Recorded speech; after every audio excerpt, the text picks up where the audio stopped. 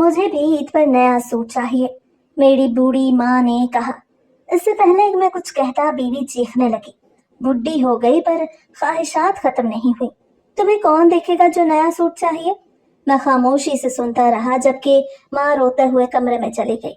ईद के दिन घर मेहमान आए, सब तैयार हुए जब माँ वही पुराने कपड़े पहने हुए मेहमानों के सामने आई। सबके हंसने पर वापस अंदर चली गई। मैं फौरन माँ के पीछे गया पर देर हो चुकी थी क्योंकि जोर जोर से चीखने की आवाज पर मैं भागकर कमरे का ताला खोला तो सामने ऊंधे मुंह गिरी अपनी बीवी को देख झट से उसके पास पहुंचा। ऊंधे मुंह गिरने की वजह से उसका चेहरा गिर्द आलूद हो चुका था, बाल चेहरे पर बिखरे हुए थे।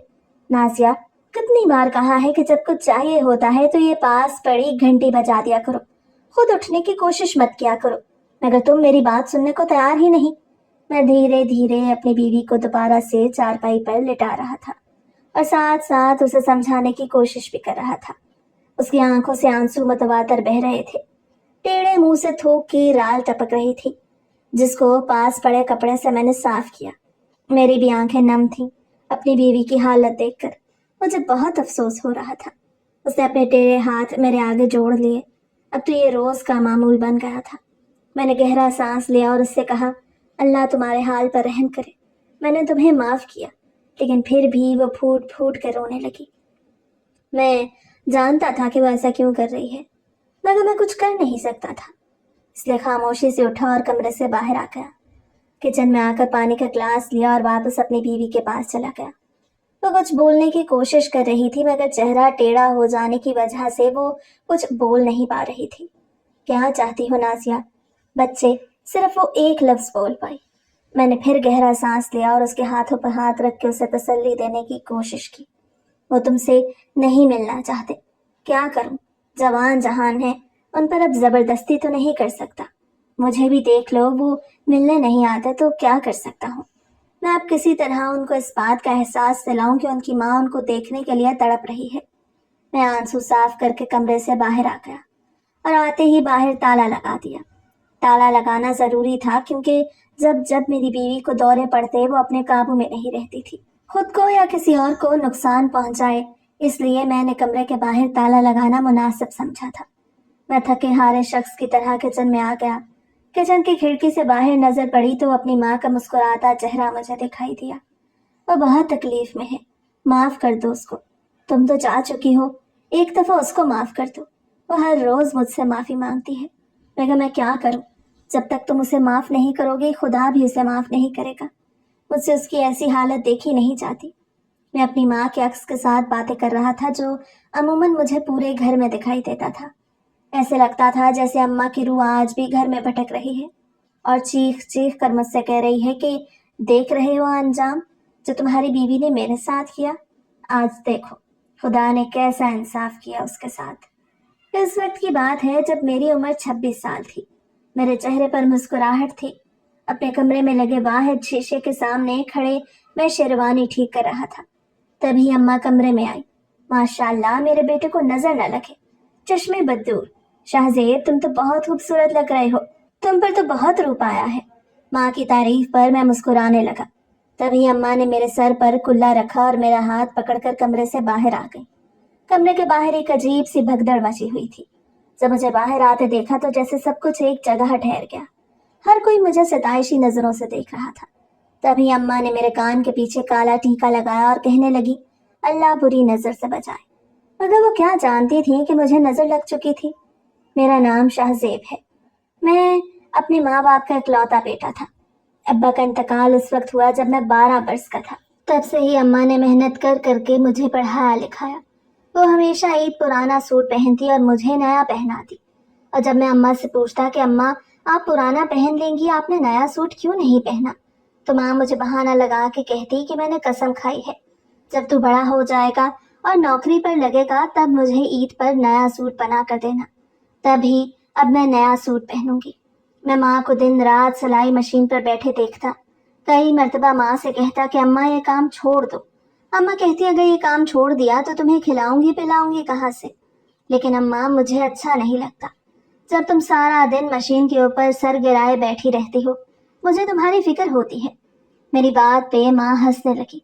اور کہنے لگی خدا تمہیں سلامت رکھے، تم ہو نا میرے پاس، پھر بھلا مجھے کس بات کی فکر، لیکن میں ہر وقت پریشان رہتا کہ کب میری نوکری لگے اور کب میں ماں کے لیے نئے نئے کپڑے بناؤں۔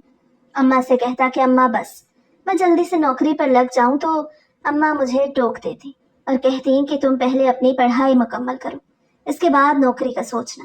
اماں کی بات پر میں دنگ رہ جاتا کہ اتنی محنت کرنے کے باوجود اماں میں اتنا صبر کیسے تھا کہ وہ ابھی بھی صبر کرنے کے لیے تیار تھی۔ ان کے صبر کو دیکھ دیکھ کر میں اور پریشان ہو جاتا اور دل ہی دل میں سوچتا کہ اماں میں تمہیں کبھی کوئی دکھ نہیں آنے دوں گا۔ میں پڑھ لکھ گیا اور اچھی جگہ نوکری کرنے لگا۔ اماں بہت خوش تھی، مجھے کہتی اب میں تمہاری شادی کروں گی۔ میں حیران رہ جاتا اور ان سے کہتا کہ اماں میں شادی نہیں کرنا چاہتا، میں تمہارے ساتھ رہوں گا اور تمہاری خدمت کروں گا، تمہیں نئی نئی چیزیں لا کے دیا کروں گا۔ اماں میری بات پہ ہنستی اور کہتی تمہاری بیوی بھی تو آئے گی اور پھر وہ بھی میری خدمت کرے گی، تو تم دونوں مل کر میری خدمت کیا کرنا۔ اماں کی بات پر میں مسکرانے لگا۔ میں نے اماں سے کہا کہ اماں میری کمائی پر صرف تمہارا حق ہے، اس کے علاوہ اور کسی کا نہیں۔ ماں کہنے لگی ایسے نہیں کہتے، جو ذمہ داری لے کر آئے ہیں اس کو بھی پورا کرتے ہیں۔ اب جو تم کسی کی بیٹی کو اپنے گھر لے کے آؤ گے تو کیا اس کو بھوکا ننگا رکھو گے؟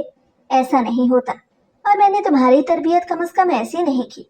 مگر میں ضد میں آ گیا اور ماں سے کہنے لگا ماں تم نے مجھے اتنی مشکلات کے بعد پڑھایا لکھایا، میری کمائی پہ سب سے پہلا حق تمہارا ہی ہے۔ ماں مجھے غور سے دیکھنے لگی اور کہنے لگی بے شک پہلا حق میرا ہے، لیکن وہ جس کو تم لے کے آئے ہو وہ بھی تمہارے بھروسے ہی آئی ہے، اس کے حقوق ہوں گے وہ بھی تمہیں ہی ادا کرنے ہیں۔ میں نے بات کو نظر انداز کر دیا اور خاموش ہو گیا۔ اماں سے بحث کرنے کا کوئی فائدہ نہیں تھا۔ میں ہر روز کام پہ جانے لگا تھا۔ کام کرتے کرتے مجھے 3 سال ہو چکے تھے۔ میں اماں کو ہر سال عید پر نیا سوٹ بنوا کے دیتا تھا۔ اماں مجھے کہتی کہ اب تم شادی کر لو۔ مجھے اپنے ہی دفتر میں ایک لڑکی سے محبت ہو گئی، مگر میں نے ماں کو اب تک کچھ نہیں بتایا تھا۔ ایک روز میں دفتر گیا تو کام کے بوجھ کی وجہ سے کچھ غصے میں تھا۔ تبھی عالیہ میرے پاس آئی اور کہنے لگی کہ تم کب میرے گھر رشتہ لے کے آؤ گے؟ اگر تم رشتہ نہیں لاؤ گے تو میں کہیں اور شادی کر لوں گی۔ مجھے اس لڑکی سے اتنی محبت تھی کہ میں ایک دم غصے میں آ گیا اور اس پہ چیخنے لگا۔ سب دفتر والے ہم دونوں کی طرف دیکھنے لگے، چونکہ میری ایسی کوئی عادت نہیں تھی جس سے میرا کوئی اسکینڈل بنتا۔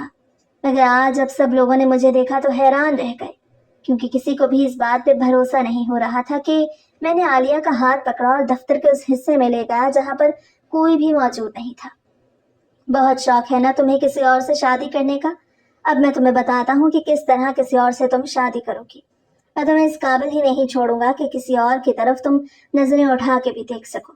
دفتر میں ایک کمرہ ہمیشہ خالی رہتا تھا۔ میں عالیہ کو اس کمرے میں لے گیا اور اس کے ساتھ زبردستی کرنے لگا۔ مجھ سے عالیہ کی زندگی خراب ہو گئی۔ مجھے سمجھ نہیں آ رہی تھی کہ یہ مجھ سے کیا ہو گیا۔ وہ بالکل معصوم تھی، اس میں کسی قسم کا کوئی عیب نہیں تھا۔ جب میں نے یہ گناہ کر لیا تو میں ایک دم ہوش میں آیا۔ عالیہ ایک کونے میں بیٹھی پھوٹ پھوٹ کر رو رہی تھی۔ مجھے کچھ سمجھ نہیں آ رہی تھی کہ میں کیا کروں، کہ مجھ سے کیا ہو گیا تھا۔ میں سر پکڑ کے بیٹھ گیا۔ عالیہ دفتر سے چلی گئی اور میں سوچنے لگا کہ اب میرا کیا ہوگا۔ میں گھر گیا تو میری حالت دیکھ کر اماں پریشان ہو گئی اور کہنے لگی کیا ہوا ہے شاہزیب، تم اتنا گھبرائے کیوں ہو؟ جبکہ میں خود کو پرسکون کرنے کے لیے آیا تھا تاکہ ماں کو کسی قسم کا شک نہ ہو۔ اماں نے مجھے دیکھتے ہی ٹوک دیا، جبکہ میں پریشان کن حالات میں ماں کے قریب گیا اور اس سے کہا کہ ماں مجھ سے بہت بڑا گناہ ہو گیا ہے۔ ماں کہنے لگی کیا گناہ ہوا ہے، کیا کہنا چاہ رہے ہو؟ تبھی میں نے ماں سے کہا کہ ماں میرے دفتر میں ایک لڑکی تھی، میں اس سے محبت کرتا تھا، مگر نہ جانے مجھے کیا ہوا، میں نے اس کی عزت خراب کر دی اور وہ دفتر چھوڑ کے جا چکی ہے۔ ماں نے میری بات سنی اور اپنا سر پیٹنے لگی۔ یہ تم نے کیا کر دیا؟ کیا میں نے تمہاری تربیت ایسی کی تھی کہ تمہیں ایک مرتبہ بھی اس بات کا خیال نہ آیا کہ وہ کسی کی بیٹی ہے، کسی کے گھر کی عزت ہے؟ بولی تم نے ایسا کیوں کیا؟ تمہیں ایک بار بھی خیال نہ آیا کہ تمہیں اس پہ ترس بھی نہیں آیا؟ اماں مجھے صلواتیں سنا رہی تھی۔ میں نے ماں سے کہا ماں مجھ سے بہت بڑی غلطی ہو گئی ہے۔ ماں کہنے لگی غلطی نہیں، گناہ ہوا ہے تم سے جس کا تمہیں ازالہ کرنا ہوگا۔ ماں نے مجھے گھر سے نکال دیا اور کہنے لگی کہ جب تک وہ لڑکی تمہیں معاف نہیں کرے گی گھر میں داخل ہونے کی ضرورت نہیں ہے۔ میں نے ماں سے کہا کہ ماں میں کہاں جاؤں گا، مگر ماں نے میری کوئی بات نہ سنی اور میرے منہ پہ ہی دروازہ بند کر دیا۔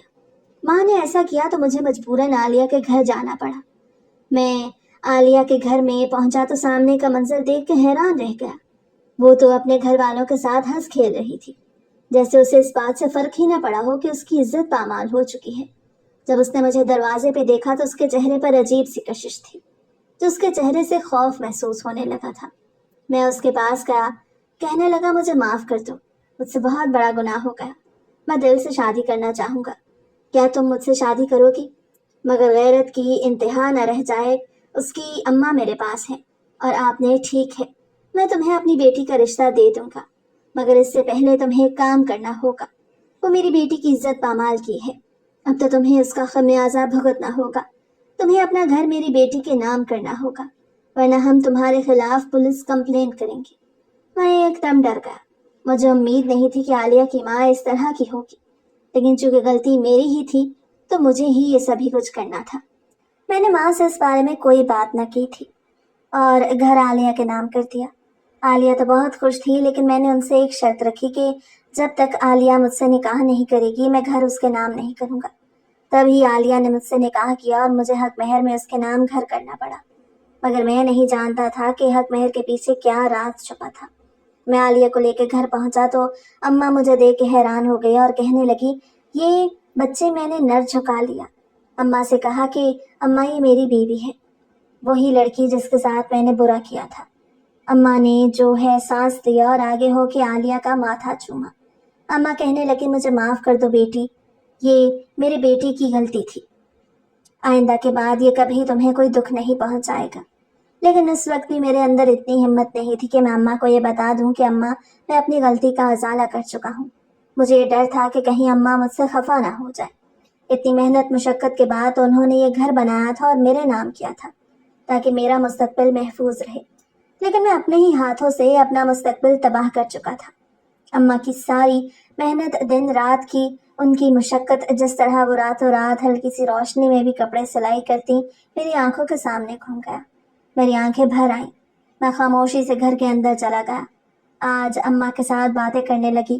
مجھے اس بات کا یقین تھا کہ اماں اور عالیہ میں خوب جمے گی، مگر میں نہیں جانتا تھا کہ مستقبل میں میرے ساتھ کیا ہونے والا ہے۔ یہ بات بھی حقیقت تھی کہ میرے آگے انتہا محبت کرتا تھا۔ عالیہ کمرے میں آئی تو میں نے عالیہ سے کہا کہ عالیہ میں مانتا ہوں کہ مجھ سے بہت بڑا گناہ ہوا ہے، مگر تمہارے مطابق میں اس کا ازالہ کر چکا ہوں۔ اب میں چاہتا ہوں کہ تم میری ماں کی خدمت کرنا، ان کے ساتھ دوستانہ ماحول رکھنا، ان کو کبھی یہ بات محسوس نہ ہونے دینا کہ تم غیر ہو۔ عالیہ مجھ سے کہنے لگی کہ کیا یہ سب کچھ میری ذمہ داری ہے؟ کیا تم اس لیے مجھ سے شادی کر کے لائے تھے؟ میں عالیہ کی بات پہ حیران رہ گیا اور اسے کہنے لگا کہ کیا میں تم سے اپنی خواہش کا اظہار بھی نہیں کر سکتا؟ کیا تمہیں مجھ سے محبت نہیں؟ عالیہ کہنے لگی، خواہش کا یہ مطلب ہرگز نہیں کہ میں اب تمہاری ماں کی خدمت کروں۔ میں نے یہ شادی تم سے محبت میں ضرور کی، مگر میں ہرگز تمہاری خواہش پوری نہیں کر سکتی۔ عالیہ کی بات سن کر میں نے افسوس سے سر جھکا دیا۔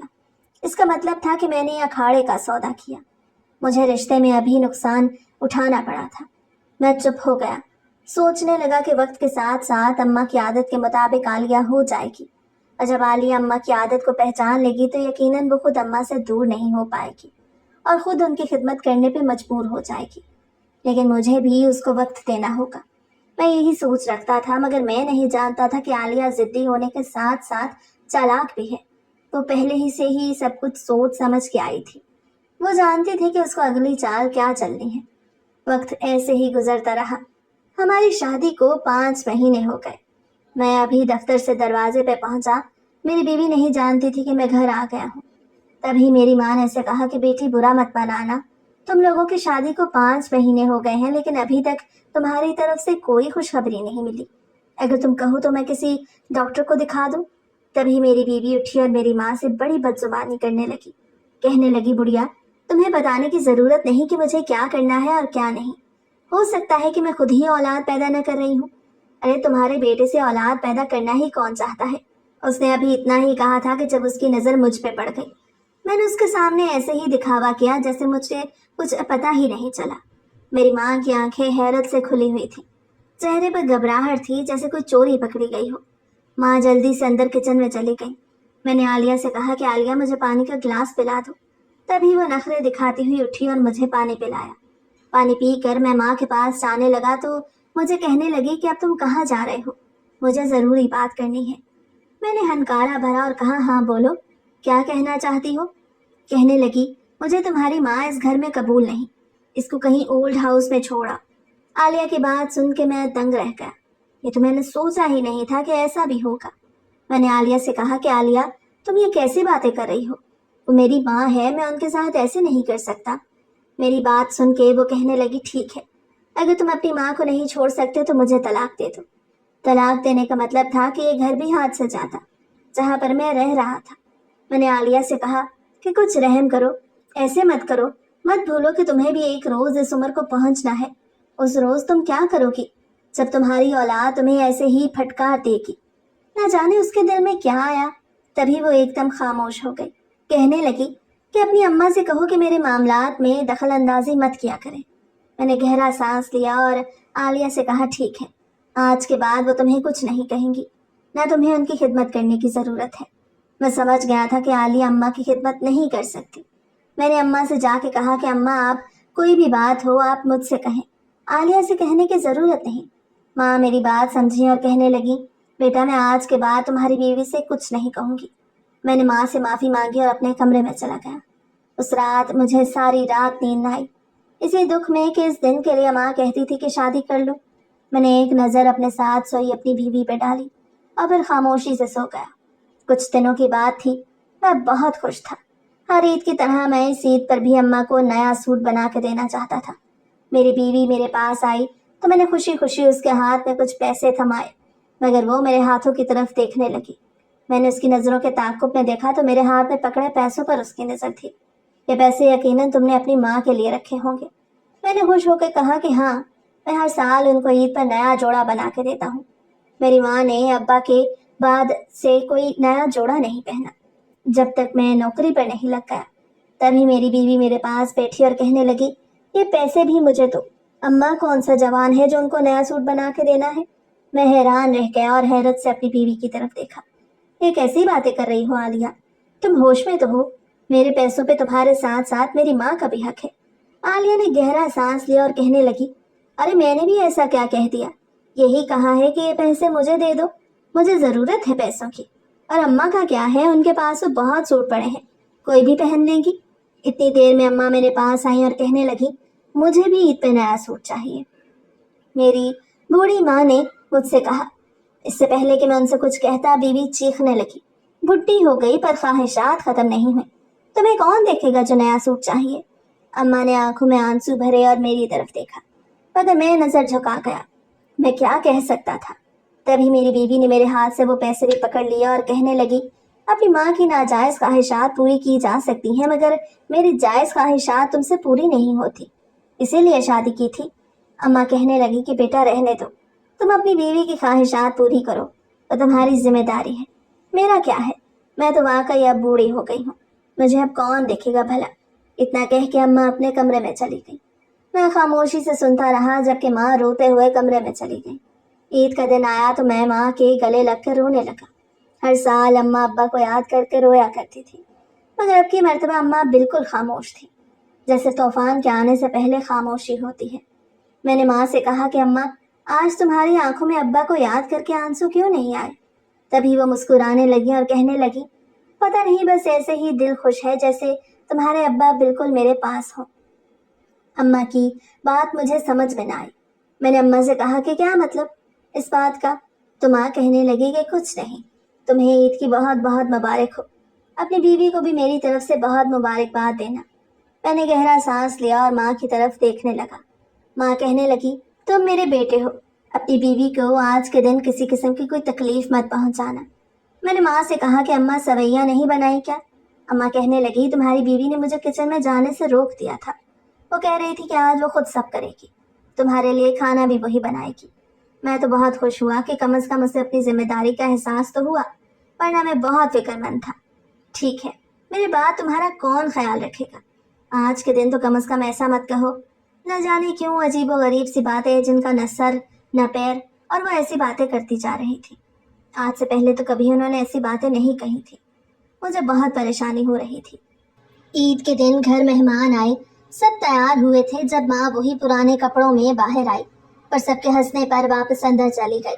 मैं फौरन माँ के पीछे गया, पर देर हो चुकी थी क्योंकि अम्मा के सामने खाना पड़ा हुआ था और अम्मा ने जैसे ही खाना खाया अम्मा के मुंह से झाग निकलने लगी। मैं जल्दी से माँ के पास जा रहा था।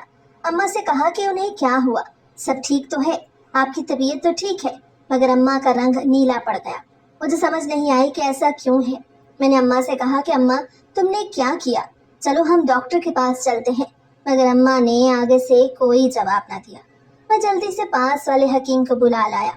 उसने आते ही जब अम्मा को देखा तो कहने लगा, इनको जहर दिया गया है, इस दुनिया में नहीं।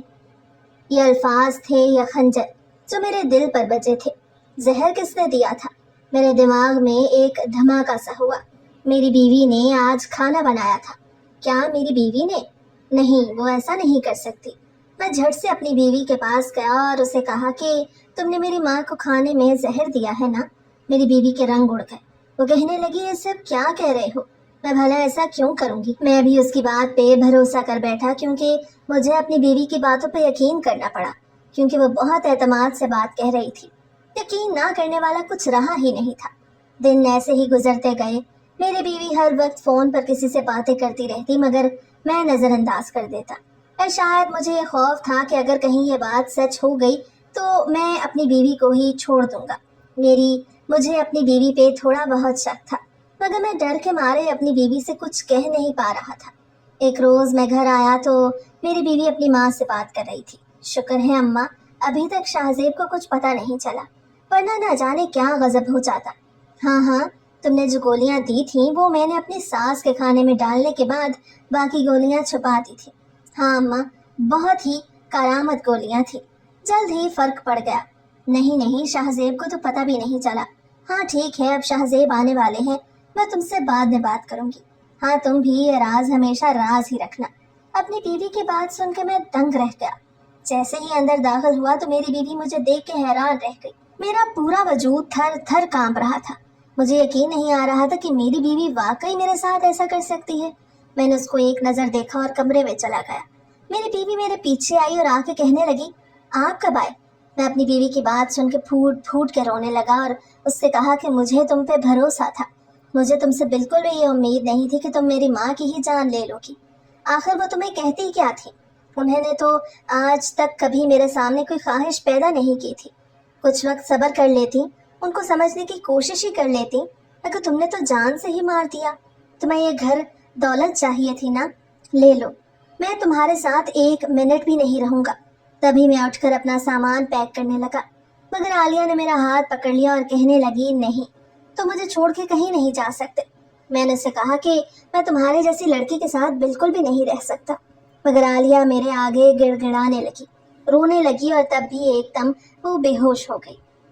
मैं हैरान रह गया कि आखिर इसको क्या हो गया। मैं जल्दी से हकीम को बुला लाया, मगर हकीम ने जो बात मुझे बताई मेरे पैरों तले से जमीन निकल गई। मुझे यकीन ही न आया कि मेरी बीवी हामला थी। मैं अपनी बीवी की तरफ हैरत से देख रहा था। मैं उसके पास गया और कहा कि अब तुम ये बच्चा भी जाया करवा दोगी, क्योंकि तुम मुझसे तो बच्चा लेना ही नहीं चाहती थी। तभी वो एकदम तड़प उठी, कहने लगी, नहीं, ये कैसी बातें कर रहे हो? ये मेरा बच्चा है, मैं हरगिज इसको जाया नहीं कराऊंगी। 9 महीने पर लगा कर उड़ गए। मैंने अपनी बीवी का बहुत ख्याल रखा, उसे किसी चीज की कमी महसूस नहीं होने दी। वो भी मेरे साथ बहुत अच्छे तरीके से रहने लगी थी। मुझे यकीन नहीं आता था कि ये वही हो रहा था जिसने मेरी माँ को जहर दे के मारा था, और ये बच्चा मुझसे लेना नहीं चाहती थी, मगर वक्त और हालात में से बदल दिया। मैं कुछ था, कम से कम वो अपने बच्चे के लिए तो फिक्रमंद थी। मुझे तो इसी बात की खुशी थी कि कम से कम मेरी बीवी को अपने बच्चे का ख्याल था। दिन ऐसे ही गुजरते गए और अल्लाह ने हमें 2 बेटों से नवाजा। मैं और मेरी बीवी बहुत खुश थे, मगर ये भूल गए कि हो सकता है कि खुदा ने यह मकाफात अमल के लिए ही पैदा किए हों, क्योंकि जो मेरी बीवी ने मेरी माँ के साथ किया वही हमारे साथ होना हो। मेरी बीवी अपने बच्चों से बहुत प्यार करती थी, हर वक्त उनको अपनी नज़रों के सामने रख के उनका बहुत ख्याल रखती। कभी कभार तो मैं सोचता कि मेरी बीवी उनका इतना ख्याल रखती है तो बड़े हो कि ये भी अपनी माँ का ख्याल रखेंगे, मगर ये सिर्फ मेरी खाम ख्याली थी। बच्चे जब बड़े हुए तो मैंने उनकी शादी उनकी मर्जी से कर दी।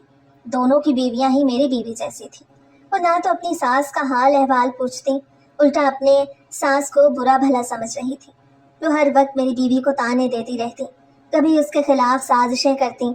मेरी बीवी हर वक्त रोती रहती और मुझसे कहती मेरी बहू ने मेरे साथ बहुत बुरा सलूक किया। मुझे वो वक्त याद आ गया जब मेरी बीवी मेरी माँ के साथ बुरा सलूक करती थी, मगर मैं अपनी बीवी को ये याद दिला कि उसको दुखी नहीं करना चाहता था, क्योंकि वो बहुत ही दुखी थी। मैंने अपनी बीवी से कहा कि तुम फिक्र मत करो, वक्त आने पर सब ठीक हो जाएगा, मगर मैं नहीं जानता था कि वो वक्त कभी आएगा ही नहीं। मेरे बच्चे अपनी बीवियों के साथ बैरून मुल्क चले गए। मेरी बीवी हर वक्त अपने बच्चों को याद करती रहती और रोती रहती, मेरे आगे इल्तिजाएं करती। ठीक उसी तरह उसके बच्चों को बुला दूं और जब मैं बच्चों से उनकी माँ का जिक्र करता तो वो ये कह के टाल देते कि हमारी बीवियां पाकिस्तान नहीं आना चाहती, और ना ही वो घरेलू बीवियों की तरह अपनी सास की खिदमत करना चाहती हैं, और हम उन पर ज़बरदस्ती नहीं कर सकते। जब ये बात मेरी बीवी को पता चलती तो वो मज़ीद फूट फूट के रोती। एक रोज़ वो बिल्कुल संजीदा थी। मैं अपनी बीवी के पास गया और जाके उसका हाल अहवाल पूछने लगा। तभी वो मेरे आगे हाथ जोड़ के रोने लगी और कहने लगी, मुझे माफ़ कर दो, मैंने जो तुम्हारी माँ के साथ किया आज मेरी औलाद मेरे साथ कर रही है। मैं नहीं जानती कि कैसे मेरे अंदर बच्चों की ख्वाहिश पैदा हो गई और किस तरह मेरा दिल चाहने लगा कि मैं अपने बच्चों के साथ ज़िंदगी गुजारूं, वरना मैं वो औरत थी कि जिस तरफ अपना सोचती थी। शायद खुदा ने मुझे यही दिन दिखाना था, मुझे इस बात का एहसास दिलाना था कि मैंने अपनी सास के साथ कितना बुरा सलूक किया, लेकिन शायद अभी इसकी आजमाइश बाकी थी। तभी एक रोज़ उसे फॉलेज का अटैक हुआ। वो बिल्कुल बिस्तर पर आ गई, न बोल सकती थी न हाथ पैर चला सकती थी। वो बस बिस्तर की हद तक होकर रह गई। मुझे अपनी बीवी को देख देख के उस पर तरस आता। वो हर वक्त बेसुध लेटी रहती, न जिंदा में होती न मुर्दा में। उसके हाथ पैर टेढ़े हो चुके थे। वो बोलती तो उससे बोलने में मुश्किल होती। उसके मुंह से हर वक्त राल टपकती। उसको अक्सर औकात दौरे भी पड़ते जिनमें वो चीज़ें तहस नहस कर देती और सबको बुरा भला कहती। मुझे इसलिए अपनी बीवी को हर वक्त बंद करके रखना पड़ता। ये जो उस पे बहुत तर्ज आता था, जो हमेशा मुझसे माफ़ी मांगने की कोशिश करती। पूरे घर में मुझे हर वक्त अपनी माँ का अक्स भी दिखाई देता, तो हर वक्त हंसता रहता। मैं अपनी अम्मा से कहता कि वो मेरी बीवी को माफ़ कर दे, वो मेरी बीवी को माफ़ कर दे और अल्लाह भी मुझे माफ़ कर दे। लेकिन उसकी आजमाइश में दिन ब दिन इजाफा ही होता जा रहा था। जब मेरी बीवी दिमागी मरीज़ा हो गई, अब उसे बिल्कुल भी समझ नहीं आती थी, वो किसी को पहचान भी नहीं पाती थी। मैं हर वक्त अपनी बीवी को संभालने में लगा रहता। कई मर्तबा बेटों से दरख्वास्त भी की कि वो अपनी बीवियों को पाकिस्तान ले आएं और अपनी माँ को अपना दीदार करवाएं। एक मर्तबा अपनी माँ को भी देख लें, लेकिन मेरे बेटों ने साफ इनकार कर दिया। उनका कहना था कि हमसे अब उनका कोई लेना देना नहीं है। वो मुझसे भी मिलने को राजी नहीं थी। शायद यही मकफ़ात अमल था। मैं जब भी अपनी माँ से देखता तो खामोश रहा। मुझसे भी बहुत गुनाह हुए और बहुत गलतियाँ हुई, मगर मैंने किसी चीज़ पर ध्यान नहीं दिया। मैं अपनी सोचों से निकला। दरवाज़ा खटका तो बाहर दरवाज़ा देखने चला गया। दरवाज़ा खोला तो सामने एक बुजुर्ग आदमी खड़ा था। ये वही बुजुर्ग आदमी था जो अक्सर मुझसे मिलने आया करता था। बाबा जी मेरी बीवी को दम करते हैं। वो हर वक्त रोती रहती है, अपने बच्चों को याद करती है। तभी बाबा जी कहने लगे कि बेटा उसके बच्चों को उसके पास ले आओ, यही उसका इलाज है। मगर मैं जिस तरह अपने बच्चों को बुलाता, किसी तरह उनको रजामंद करता, वो तो मेरी बात सुनने को ही तैयार नहीं थे। मैं उस बाबा जी के पास बैठ गया, उनसे कहने लगा मुझे हर वक्त अपनी माँ का अक्स दिखाई देता है। मुझे फिक्र सताती है कि अब भी मुझे अपनी माँ का क्यों अक्स दिखाई देता है। वो हमेशा मुझे हंसते हुए दिखाई देती है। तभी बाबा जी कहने लगे, तुम्हें तुम्हारी माँ का अक्स इसलिए दिखाई देता है ताकि तुम हमेशा याद रखो कि तुम उसके दुखों पर हमेशा खामोश रहे। कभी तुमने अपनी बीवी को अपनी माँ से बदसलूकी पे उसको झिड़का नहीं और ना ही कभी तुमने उसे मना किया। उल्टा तुम खामोश रहे। यही तुम्हारी खामोशी तुम्हारे आगे आ गई। अब देखो आज तुम्हारी औलाद भी तुमसे दूर है और तुम पर भी आजमाइश का वक्त है। अब तुम बस अपने रब से दुआ करो कि वो तुम्हें माफ़ कर दे, फिर ही शायद मुमकिन है कि तुम्हारी माँ तुम्हें माफ़ करे, वरना तुम्हारे सामने अभी भी यही सब कुछ रहेगा। जब मैं मेरी बीवी के कमरे में गया तो अजीबोगरीब आवाज़ें आने लगी। मैं एकदम परेशान हो गया। मैंने एक नज़र दरवाजे की तरफ देखा और एक नज़र बाबा जी की तरफ। बाबा जी मुस्कुराने लगे, कहने लगे उसका आखिरी वक्त आ गया है, उसको अलविदा कहो। मेरे पैरों तले ज़मीन निकल गई कि बाबा जी क्या कह रहे हैं। मैं जल्दी से कमरे की तरफ दौड़ा। कमरे का ताला जैसे ही खोला, सामने मेरी बीवी ऊंधे मुंह गिरी हुई थी। اس کے منہ سے ویسے ہی جھاگ نکل رہی تھی جیسے ایک وقت میں میری ماں کے منہ سے نکلی تھی۔ میں نے اپنی پوری کوشش کر لی مگر میری بیوی اس دنیا میں نہ رہی۔ نہ جانے اس کے پاس وہ زہر کہاں سے آ گیا اور اس نے وہ زہر اپنے پاس رکھ لیا اور پھر زہر کو کھا بھی لیا۔ میں نے اپنے بچوں کو جب فون کر کے یہ بات بتائی تو انہوں نے یہ کہہ کے ٹال دیا کہ ایک نہ ایک دن تو سب کو جانا ہی ہے، آج نہیں تو کل اماں کو جانا ہی تھا۔ میں نے جب اپنے بچوں سے کہا کہ آخری وقت میں تم لوگ اپنی ماں کے پاس بھی نہیں آؤ گے تو انہوں نے انکار کر دیا، کہا ہمارے کاموں کا حرج ہوگا اور ہماری بیویاں بھی واپس آنے کو تیار نہیں۔ میری آنکھوں سے آنسو بہہ گئے۔ میری بیوی کو تو اس کے کیے کا پھل مل گیا تھا۔ میں اپنی بیوی کے پاس رونے لگا۔ میں نے اپنی بیوی کو دل و جان سے معاف کر دیا۔ اس نے جتنی اذیت جھیلی تھی اور آخر میں بھی اس کے ساتھ جو ہوا اس نے حرام کو ہی گلے لگایا تھا۔ اتنی اذیت جھیلنے کے بعد اس نے ایک اور گناہ کر لیا۔ مجھے افسوس اس بات کا تھا کہ روز قیامت میری بیوی کے ساتھ کیا ہوگا، اور پھر مجھے خود پر ترس آنے لگا کہ آخر کیوں میرے ساتھ یہ سب کچھ ہوا۔ اتنی لمبی آزمائش، اتنی لمبی دوڑ کیوں لگی میری؟ میں نے تو کبھی سوچا ہی نہیں تھا کہ میرے ساتھ ایسا کچھ بھی ہوگا۔ کبھی کبھی آزمائش انسان کو سن لیتی ہے اور تعمر اس کے پیچھے پیچھے چلتی رہتی ہے جب تک انسان دم نہیں توڑتا۔ اب بس میں اپنا وقت گن رہا ہوں۔ مجھے اپنا وقت نظر آ رہا تھا۔ اپنی بیوی کو تو کندھا دینے کے لیے میں تھا مگر مجھے کندھا دینے کے لیے کوئی بھی نہ تھا۔ مجھے خوف محسوس ہوتا تھا اس وقت سے جب میری لاش ایک کمرے میں ہی پڑی رہ جائے گی، مجھے کوئی پوچھتا تک نہ۔ مجھے بس اس بات کا دکھ تھا کہ میرا کوئی بھی رشتہ میرے پاس نہیں تھا۔ اپنی بیوی کی تدفین کے بعد جب میں گھر لوٹا تو سامنے کا منظر دیکھ کے حیران رہ گیا۔ سامنے میرے دونوں بیٹے کھڑے تھے اور ان کی بیویاں بھی تھیں۔ میرے بیٹے میرے پاس آئے اور کہنے لگے، جب ہم نے اپنی بیویوں سے اپنی ماں کے بارے میں ذکر کیا تو وہ کہنے لگی کہ اب تمہارے ابا اکیلے رہ گئے ہوں گے، ہمیں ان کے پاس جانا چاہیے، ان کی دیکھ بھال کرنی چاہیے، ان کا تو کوئی بھی نہیں اس دنیا میں سوائے ہمارے۔ کل کو ہمارے بچے بھی اگر ہمیں ایسے ہی چھوڑ دیں گے تو ہم کہاں جائیں گے؟ تبھی ہم لوگ آپ کے پاس آ گئے، ہمیشہ کے لیے اب آپ کے پاس رہیں گے۔ میری بیوی نے جو کیا اس کو اس کا پھل ملا، میں نے جو کیا مجھے میرا پھل ملا۔ میرے بچے آج میرے پاس ہیں، میری بہو میرا بہت خیال رکھتی ہے، میری بہت خدمت کرتی ہے۔ شاید یہ میری ماں کی دعاؤں کا ہی اثر تھا۔ میرے پوتے پوتیاں میرے آگے پیچھے گھومتے ہیں۔ آج میں کرسی پہ بیٹھا جب اپنے گھر کا یہ منظر دیکھتا ہوں تو اپنی ماں کی بہت یاد آتی ہے۔ وہ اس منظر کے لیے ترس ہی گئی۔ اس نے تو یہ سوچ سوچ کر میری شادی کی تھی کہ وہ بھی اپنے پوتے پوتیوں سے ملے گی، مگر اس کے نصیب میں شاید آزمائش ہی تھی۔ ابا سے پہلے وہ راج کیا کرتی تھی مگر پھر اس پہ برا وقت آیا اور آخری دم تک اس پہ برا وقت ہی رہا۔ یہ بات حقیقت ہے کہ جو بویا ہوتا ہے وہ آپ کو دنیا میں ہی کاٹنا پڑتا ہے۔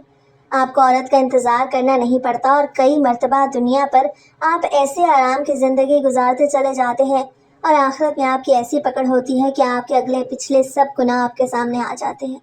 میری آنکھوں کے سامنے کا منظر ہے، میری بہو کچن میں کام کر رہی تھی، میرے بیٹے میرے پاس بیٹھے میری ٹانگیں دبا رہے ہیں۔ کیا یہ وہی پل تھا جو میں نے اپنے ماں باپ کے ساتھ گزارا تھا؟ کیا میں نے اپنی ماں کی خدمت کی؟ کیا یہ اسی کا پھل تھا؟ ہاں، شاید یہ اسی کا پھل تھا۔